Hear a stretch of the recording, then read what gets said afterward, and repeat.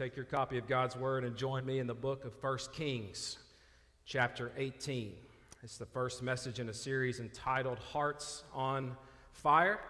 It was just pressed upon me recently as preparing what to do next. I know there are certain times of the year where you want to do a sermon series. It seems like it'd be a better time than another. This one, it was just no question that the Lord laid this on my heart that we need to go through this right now and during this time of the year. And I'm going to lead us in these series of messages to close out 2022 on the series Hearts on Fire. The fire of God accompanies God's presence. He appeared to Moses in a bush on fire. We see that. He appeared to his people as a pillar of fire by night. And while on the mountain, Exodus 24:17 says this, "The sight of the glory of the Lord was like a consuming fire on the top of the mountain in the eyes of the children of Israel." Hebrews 12:28-29 says, "Therefore, since we are receiving a kingdom which cannot be shaken, let us have grace by which we may serve God acceptably with reverence and godly fear, for our God is a consuming fire." That's how he shows up. That's how he reveals his presence. And it, I think, is a worthy request to come to God who's a consuming fire and say, "Lord, would you come and set our hearts on fire once again?" Maybe your heart is sizzling right now for the Lord, and praise God for you. Maybe this series is just going to keep stoking that flame. But maybe it's been some time since you've had a fresh encounter with the Lord Jesus Christ, and it's been a little bit, and maybe today would be the moment that a spark catches flame, and maybe by the end of this year, maybe we come in here Christmas morning. Christmas is on Sunday. I don't know if you knew that or not. And so for some, that's a drudgery. But for us, we'll be able to gather in this room, and hopefully, by God's grace and mercy, we could come with our hearts on fire on Christmas Sunday, praising his name. And so we want to ask God, would you set our hearts on fire? The first message is titled, The Preparation. The preparation. There's usually some things that come before God just igniting a heart or sending down some fire. There's some preparation involved. And so if you'll recall that moment when God lit your flame, there was actually some things that happened in your life before that happened that really prepared you for that moment. There's also some things we can do ourselves to prepare for that moment. And we're going to see that in this famous chapter, 1 Kings chapter 18. Maybe not a new story for you, but we do pray that God would do a fresh work in preparing us to set our hearts on fire. Everybody got 1 Kings chapter 18? First one, would you give me an amen this morning? Amen. I got your amen up front, so if I don't get another one, we're good. So 1 Kings 18, let me just read the first few verses, and we'll consider this drought that's going on. Verse 1 says, "It came to pass after many days that the word of the Lord came to Elijah in the 3rd year, saying, 'Go, present yourself to Ahab, and I will send rain on the earth.' So Elijah went to present himself to Ahab, and there was a severe famine in Samaria." Well, it says the 3rd year, and you might ask, well, the 3rd year of what? Well, the 3rd year, there has been no rain. There has been a drought. And let me just kind of speak to some overlaps here. There's some overlapping severity. There's no rain. You don't have rain in an agricultural economy, right? You have no food, right? In any economy, if you don't have rain, it's bad. You have no food. You have no water. In fact, you can go to the previous chapter, in chapter 17, and you get a glimpse of how bad it is for those who already didn't have anything. A poor widow is out gathering some sticks to prepare her last meal. I mean, it was affecting everybody. This drought is going on. But also there's the overlap. The physical droughts in our lives have an overlap with a spiritual drought in our lives. And so both is happening right now. It's not just a physical drought. This would be the worst time probably to live in Israel's history. This would be the worst location. This is Samaria, not a lot of godly people in this region, and there's not godly leadership. If you were on fire for God, Syria might have been a better place to live than in Samaria. And so there was a physical drought, but a spiritual drought. It's a tough place to live. King Ahab would have been your king. Now, if that was your king, what is said about him is he was more evil than any of the kings before him or even after him. Not only that, he had this wife named Jezebel. And so he married her, and so named after the Baal god. You hear it in her name, Jezebel. But she's the queen. That's your queen. Queen of Israel is Jezebel. Not only that, he built Baal a temple, and he built an altar and set it up in that temple that he built. And that's right there in the capital. You'd have had a temple to a false god and an image erected for him. Not only that, if that wasn't enough, Jericho was rebuilt during his reign. And so the curse of Joshua says, whoever rebuilds it's going to build it with their sons. Well, he was so wicked that there was people going, hey, it's a good time to rebuild Jericho. No one's stopping them. I mean, it's just a horrible place to live. It's a physical drought, but a spiritual drought nonetheless. And so really, it's primed and ready for hearts to be set on fire again. I would just tell you, walking away from God, that is a perfect recipe. That is a perfect recipe for experiencing a drought in your own life. Whether it be physical, spiritual, I'm telling you, they do overlap. And I'm going to show you some verses that show that here in just a second. And if you're going to walk away from God, or if you have walked away from God, you've moved away from God, that you're in a drought. You've asked for one. Let me just read to you 2 Chronicles chapter 6, verse 26. It says this. It's a prayer, Solomon. He says, when the heavens are shut up and there is no rain because they have sinned against you, when they pray toward this place and confess your name and turn from their sin because you afflict them, then hear in heaven and forgive the sin of your servants, your people Israel, that you may teach them the good way in which they should walk, and send rain on your land, which you have given to your people as an inheritance. Deuteronomy 28:23 says this, and your heavens, which are over your heads, shall be bronze, and the earth which is under you shall be iron.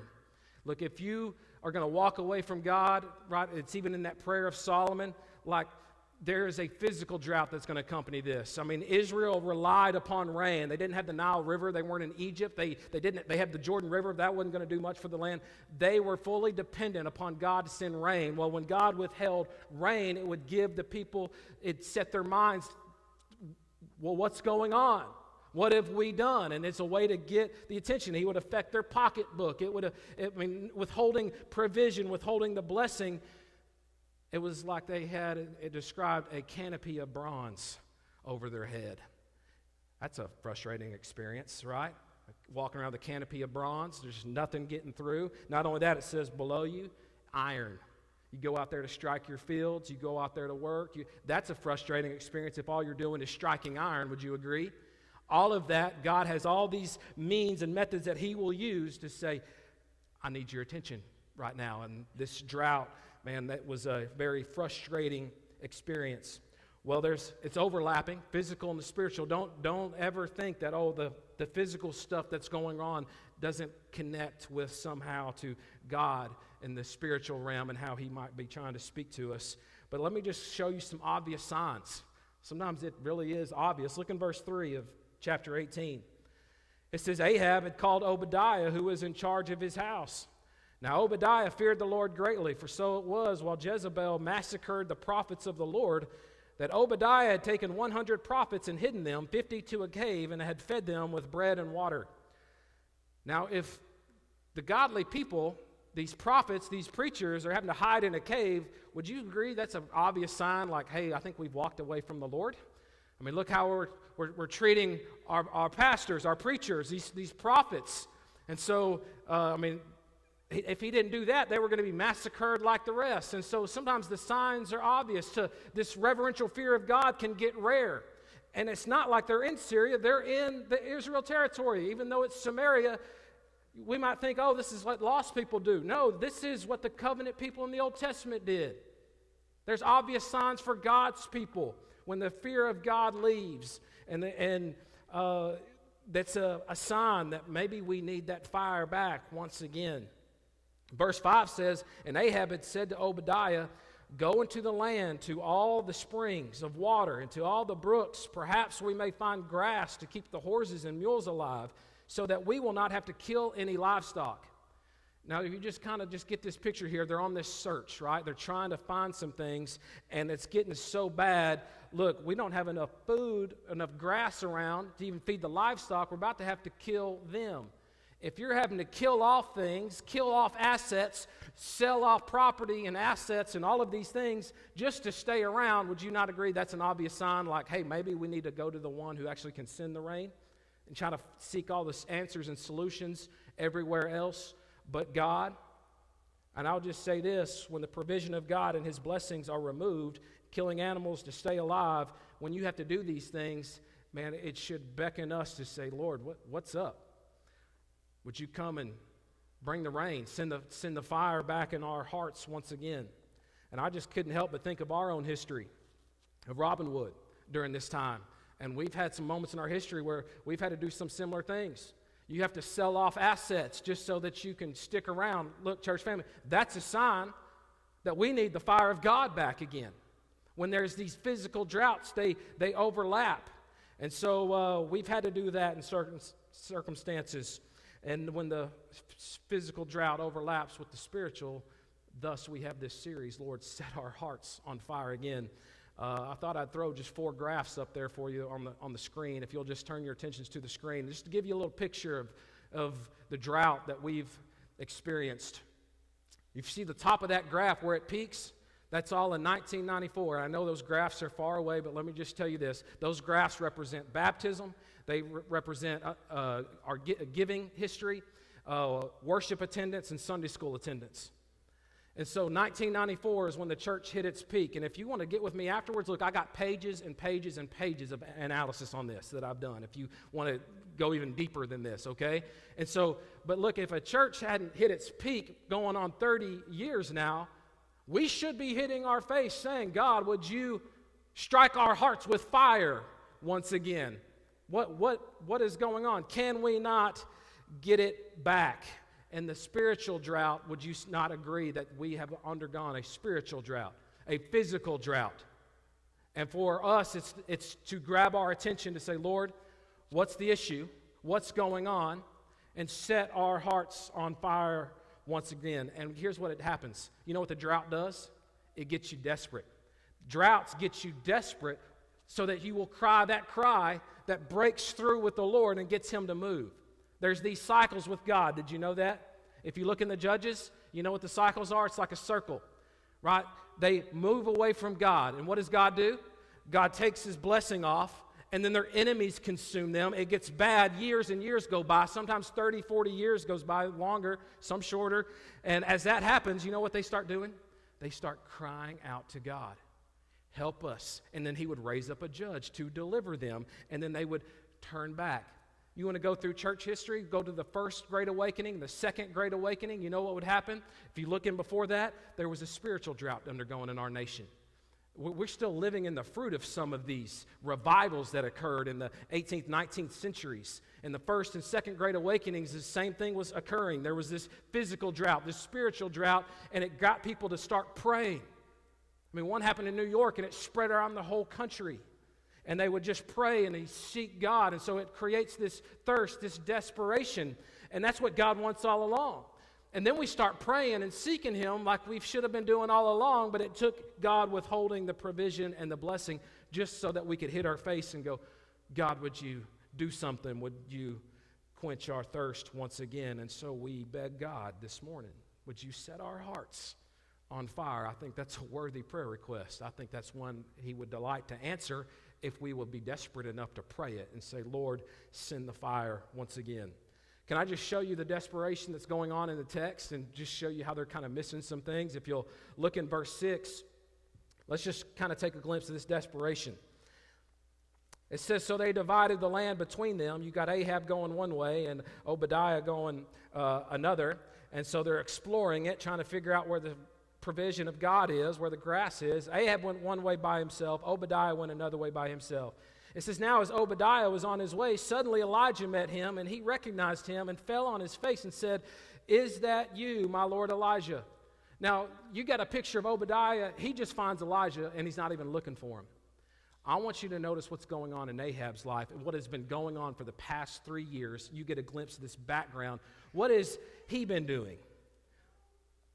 verse 9. Well, if you would, let's look at verse 9. It says, "So he said, how have I sinned that you are delivering your servant in the hand of Ahab to kill me?" Right? He says, "Go tell your master Elijah is here." He's like, "I'm not going to go tell him. Here's why." He says, "As the Lord your God lives, there is no nation or kingdom where my master has not sent someone to hunt for you. And when they said, 'He is not here,' he took an oath from the kingdom or nation that they could not find you. And now you say, 'Go tell your master Elijah is here'? Look, it's going to come to pass as soon as I'm gone from you that the Spirit of the Lord is going to carry you to a place I don't know. And so when I go and tell Ahab and he can't find you, he will kill me. But I, your servant, have feared the Lord from my youth. Was it not reported to my Lord what I did when Jezebel killed the prophets of the Lord, how I hid 100 men of the Lord's prophets, 50 to a cave, and fed them with bread and water? And now you say, 'Go tell your master Elijah is here'? He will kill me." And he says, "As the Lord of hosts lives, before whom I stand, I will surely present myself to him today." So you hear Obadiah, he's reluctant. Look, I'm not going to go tell, look, you're here. He has been on a hunt for you.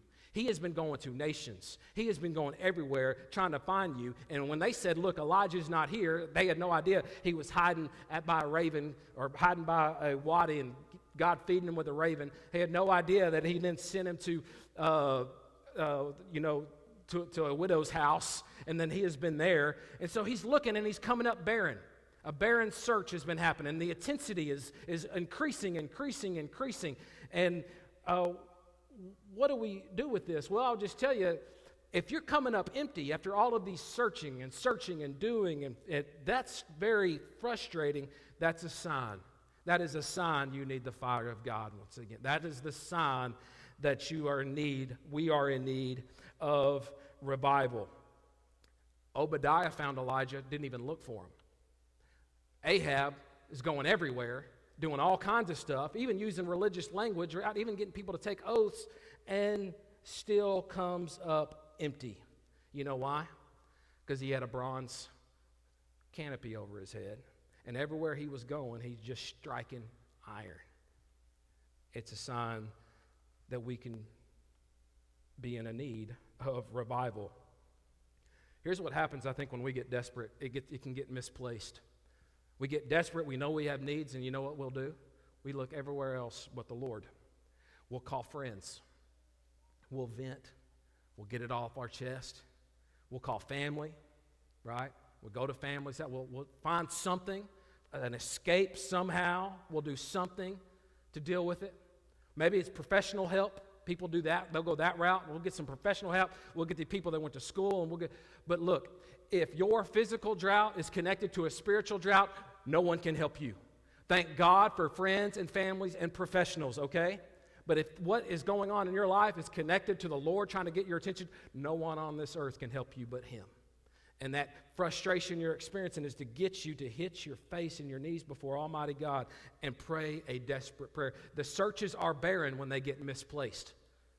Jesus said this in Matthew 6:33, "Seek ye first the kingdom of heaven." And then what? All these other things you're anxious and worried about will be added unto you.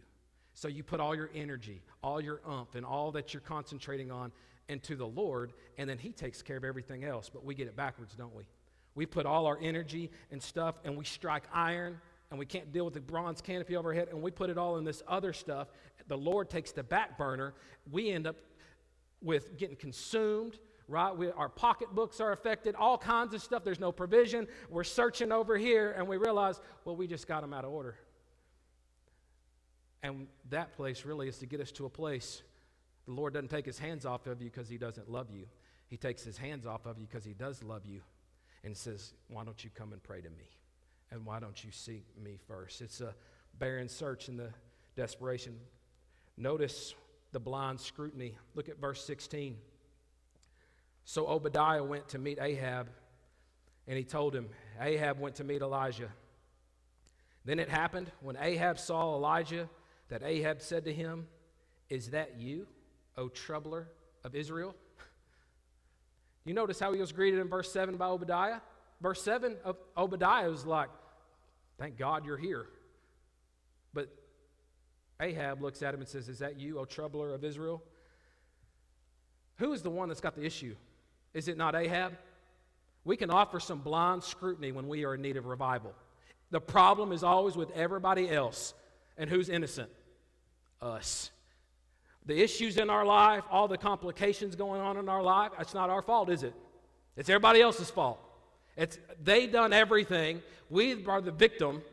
And it's an obvious sign you're in desperate need of revival. And we have this statement like Ahab. We look at, you're the troubler. You're the cause of all my issues. For someone in need of revival, look, the problem is never with them. For a church in need of revival, the problem is never with us. Right? We'll just fire the preacher, and we'll get the next one to come in. Well, he's not singing and dancing to our tune either. Let's get rid of him. I mean, I could show you a graph of this church of how many preachers have been since 1994. At some point, who's the issue with? You can find somewhere other things to blame. You have to start looking inwardly. You can do it as a church. You can also do it as an individual. Sometimes, guess what? Newsflash, it's not popular in our culture today. It's our fault.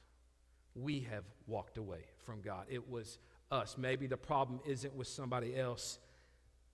All my frustrations, who's to blame? It could be me. You know who the first person we should scrutinize every day of our lives? The first person we should scrutinize, who is it? Us. We wake up, and you know what we should say? Give me a clean heart. Search me. Not search their heart, search me. Maybe there's some people that have specks in their eyes, right? They do. That's just the world we live in. I have them, you have them.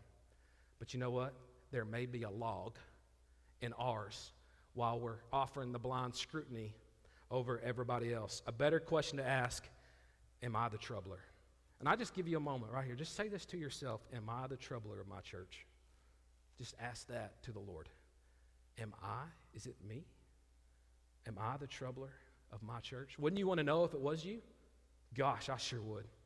Lord, if I'm doing something to harm my church body, please let me know. Don't let me get so blind. And the blind scrutiny comes from all of us at some point or another, if we'd be honest, and say, maybe, Lord, you need to set my heart on fire. Because when your heart's on fire, I'm telling you, the frustrations kind of get minimized. When your walk with the Lord is sizzling hot, I'm telling you, World War V is going on, and it's just not as bad to you because things are right. But if things aren't right with the Lord, the littlest stuff just will set you off. And then there comes the blind scrutiny. It'll follow. My goodness, I've taken up way too much time on these first 2 points. But the last one's the best one, okay? Can you hang in there just for one more? We got the drought. We got the desperation. Decision. We need to look at the decision time is where he brings them to. And so I'm going to have to fast forward us a little bit so you don't get too mad at me today, okay? But let's look at the decision. Look in verse, let me show you the end of verse 18. Elijah says, I have not troubled Israel. You and your father's house have, in that you have forsaken the commandments of the Lord and have followed the Baals. You see that? I just want you to catch that one phrase. That's why I brought your attention to it. You have forsaken the commandments. You notice it's not God that forsakes us. God doesn't forsake his word. The problem is with it, we move away from God. God doesn't move. We walk away. Well, then we have this contest. Let's just figure out all this together. He says, send and gather all Israel to me on Mount Carmel. The 450 prophets of Baal and the 400 prophets of Asherah who eat at Jezebel's table. So Ahab sent for all the children of Israel and gathered the prophets together on Mount Carmel. Here's this contest. Elijah came to all the people and he said, how long will you falter between two opinions? If the Lord is God, follow him, but if Baal, follow him. But the people answered him not a word. I'm just going to try to blow through these as quick as I can, but you've got a prerequisite here before decision time. The prerequisite is this. You must follow God up front, up first. You make the decision up front before anything else. And so he tells them, how long will you falter between two opinions? Quit going back and forth. You make the decision right now. And so here's the prerequisite to following Jesus Christ. You deny yourself, right? Then you take up your cross daily. And then what's the next one? Follow me. Now follow me. And so you count the cost. You lay it down. Well, they're trying to do both. They're trying to worship God and Baal. They're all over the place. And Elijah says, how long is this going to last? We need a decision time today. In fact, Joshua did the same thing. Choose you this day whom you will serve. As for me and my house, we'll serve the Lord. We've already decided. And so you do it now. Well, if you go on in verse 22, it says, Elijah said to the people, I alone am left a prophet of the Lord. So he thinks, but Baal's prophets are 450 men. Therefore, let them give us 2 bulls, and let them choose 1 bull for themselves, cut it in pieces, and lay it on the wood, but put no fire under it. And I will prepare the other bull and lay it on the wood, but put no fire under it. Then you call on the name of your gods, I will call on the name of the Lord, and the God who answers by fire, he is God. So all the people answered and said, it is well spoken. We'll agree to that. Now Elijah said to the prophets of Baal, choose 1 bull for yourselves, prepare it first, for you are many. Call on the name of your God, but put no fire under it. So they took the bull which was given them, and they prepared it, and called on the name of Baal from morning even until noon, saying, O Baal, hear us. But there was no voice. No one answered. Then they leaped about the altar which they had made. That's the same word, by the way. He says, how long are you going to leap between 2 opinions? It just showed back up in the Hebrew right then. How long are you going to falter? Limp back and forth. They are leaping about the altar which they had made. And so it was at noon, Elijah mocked them and said, cry aloud, for he is a god. Either he is meditating, or he is busy. Maybe your translation says something like, or maybe he's in the bathroom. Or he is on a journey. Or perhaps he is sleeping and must be awakened. So they cried aloud, cut themselves, as was their custom, with knives and lances, until the blood gushed out on them. And when midday was past, they prophesied until the time of the offering of evening sacrifice, but there was no voice, no one answered, no one paid attention. They had a great need, didn't they? They had great desperation. In fact, that's the background to the Sermon on the Mount when Jesus says, don't be like the heathen who thinks they'll be heard for their many words. They're twisting their God's arm, but he's not answering. They're doing all kinds of stuff, and it's really the question raised in my mind, man, how often do we got to beat ourselves up before we'll just go all in on the Lord Jesus Christ and do things his way? Because we can really beat ourselves up trying to force something when it's misplaced. But they come up empty. No one answered. No one paid attention. Aren't you glad we don't have to do that with our God? You don't have to cut yourself, harm yourself. In fact, it's actually a much shorter prayer. In fact, they spent all day. But now notice what Elijah does. I've called this the promise and the preparation. Verse 30 says, Elijah said to all the people, come near to me. So all the people came near to him, and he repaired the altar of the Lord that was broken. Do you hear the promise that's made in the New Testament? What's the promise? If we come near to God, what will he do? He draws near to us. Elijah's calling the people, y'all come near. Time to take some steps to the Lord. And that is a promise. We'll draw near to him. He draws near to us. Well, how do we draw near? Well, notice Elijah doesn't build a new altar. What does it say in your verse, in verse 30? And he repaired the altar of the Lord that was broken. So did he construct a new altar? He repaired an old one that had been neglected. He put together one that had already been built, but it just had weeds, had brush, damaged, rocks falling down, 12 of them, and it's all in disarray. And I just would want to ask you about the altar of your heart. Has it been neglected? Has time with the Lord been neglected? Is the altar of your heart been broken down? Maybe there's some weeds. Maybe there are all kinds of... Our heart is really good at finding its satisfaction in everything else but God. And we go after all these other things. And man, our altars can get broken down, but it says he repaired it. And so we need to draw near to God by cleansing, repairing the altar of our hearts. And guess what? We do that, God would delight to draw near to us again and send the fire we desperately need. Notice the preparation, verse 31. Elijah took 12 stones, according to the number of the tribes of the sons of Jacob, to whom the word of the Lord had come, saying, Israel shall be your name. Then with the stones he built an altar in the name of the Lord, and he made a trench around the altar large enough to hold 2 seahs of seed. And he put the wood in order, cut the bull in pieces, laid it on the wood, and said, fill 4 water pots with water, pour it on the burnt sacrifice and on the wood. Then he said, do it a second time. They did it a second time. And he said, do it a third time. And they did it a third time. So the water ran all around the altar, and he also filled the trench with water. Let me just ask you just a very simple, logical question. Does that make sense? If that does not make sense. If you're going to use human reasoning alone, that makes no sense. But he's repaired the altar. He's used 12 stones. We're going to return back to God. So he's getting the people who've walked away from God to return back to him again. Not only is he doing that, he's saying we're going to trust him again. We're going to put our faith in God once again. We're going to do this by faith. And so all the water comes in. And they're probably watching like, what is this? You don't do that. In fact, if it's been a drought, did they have much water to give out anyway? So it really didn't make no sense to add some water when you've had a drought for 3 years and 6 months. But he's saying we're going to put our faith in God once again. Let me tell you why there's a blank spot out here when you walk around here. The issue didn't go back to 1994. It went back to much further than that. And what we have done here is we said, you know what, we're going to repair our altar again. And we're coming for the Lord. We have done what you've asked us to do. And it took faith, did it not? It certainly did on my end. You want me to do what? But we did. We moved the electricity out of the room. We prepared our altar again.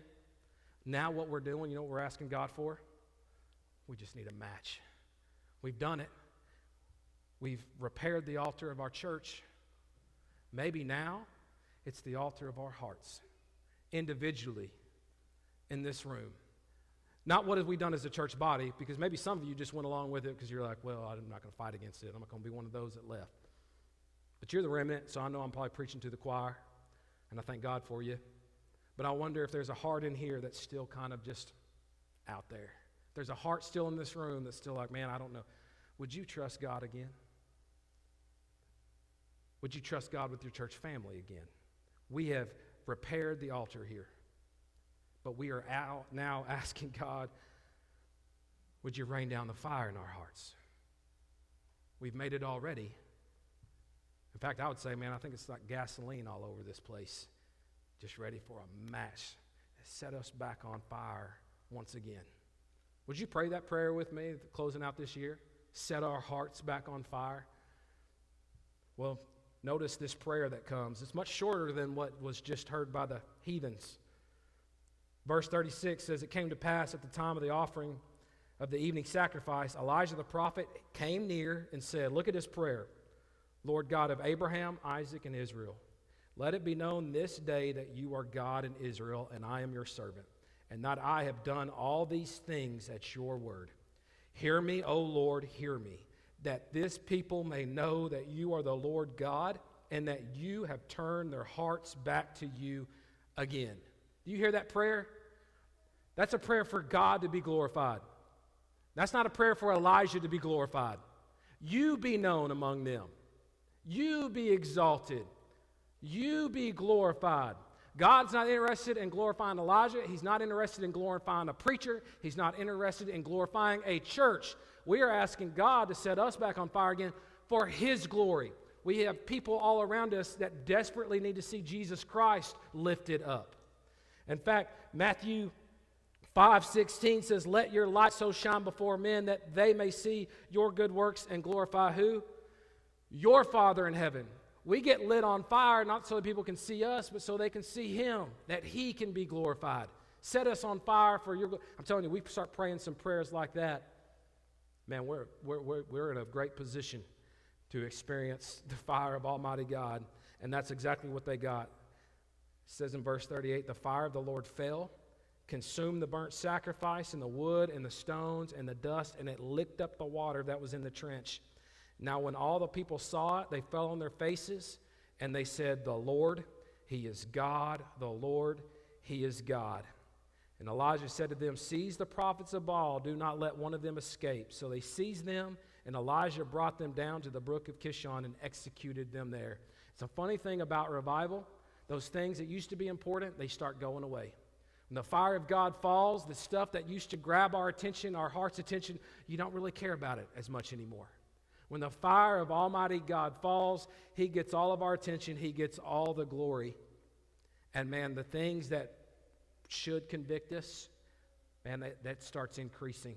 Man, we start seeing sin the way God sees it. We start looking at the Lord, not anybody else. And man, He is exalted. I'll tell you all that. You know what it really starts with? A decision. It starts with a decision. And we're going to have a last song, and it's a time of preparation for this decision. And I just ask you a real simple question. You walked in here today, for whatever reason, you're here. Is there a drought in your spiritual life? Could you just say, you know what? It's been neglected. It's not humming like it used to. There's just something missing. And let me just give you some things on how maybe some obvious signs. The signs, if you're in a spiritual drought, you know what? They'll show up in your marriage. If you're in need of spiritual drought, the signs will show up there. They'll show up in your home. You strike iron in your home, your office, your place of business. These are just areas that God will use to get our attention if we are in need of some rain because of a spiritual drought. So let me ask you again, are you in need? Do you have a spiritual drought? I would just ask you this question. Would you not blame anybody else? Don't point the finger. Don't make up excuses. Don't try to justify it. Just get before the Lord and say, it was me. It's my fault. I've walked away. And it has nothing to do with nobody else, Lord. It has everything to do with me. Lord, would you forgive me? Cleanse my heart, create in me a clean heart. If that's you, there's some steps to draw near to God. Our hearts are like an idol factory. We've got a bunch of them. And you lay one down, it just creates and builds more. Well, decision time this morning. Why don't you just come down, make these steps a symbolic altar before heaven, and just lay whatever's captivated your heart down and say, Lord, I'm laying this down. Would you ignite my heart again? Would you give me the flame for you again? Isn't that not what we say when someone is a new believer or someone's just so radical that, man, they'll come to church on Sunday morning? I mean, they'll even come on a Wednesday night or a prayer meeting. What do we say? Man, that person's on fire. That person could be you. Could be me if we will lay it down before a God who's an all-consuming fire, ready to answer that question. Lord, set my heart on fire. It's the preparation that's needed for our church and for us individually. Would you make that decision? And would you make that decision today? Tomorrow, it's not going to be as important. An hour from now at lunch, it's not going to be as important. But right now, God's working. He's brought it up. And you know it. Deal with it before the Lord today. Would you? Ask Him to set your heart on fire. Would you stand to your feet and bow your heads? Close your eyes if you would. Just give you a moment between you and the Lord.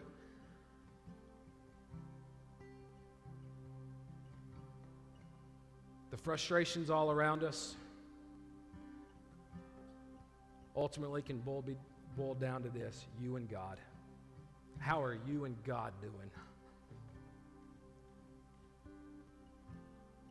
That's where it starts. Right now before the Lord, would you just ask Him, God, give me the passion. Set my heart on fire again.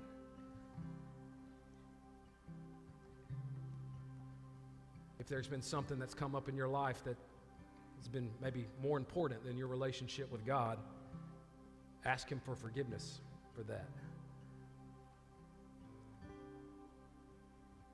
If you don't know of anything, just ask Him to search you out, and He'll be delighted to show you if there is something. Has something become more important in your relationship with Jesus? If that has been identified to you, would you lay that down in your heart? Would you just tell the Lord, I'm getting rid of that, whatever it is. Whatever is keeping me from you, I don't want it. If it's hindering my heart catching fire for you again, then you have it. Would you make that decision right now? Amazing thing happens when we get right with the Lord. The horizontal issues start kind of working themselves out. When Jesus Christ takes back his rightful place and he sits back down on the throne of our hearts. How about we take this time as we sing, let's clean off a nice spot for him. Let's clean it, repair it, whatever's necessary. Jesus Christ sit on a clean, prepared heart for him to reign.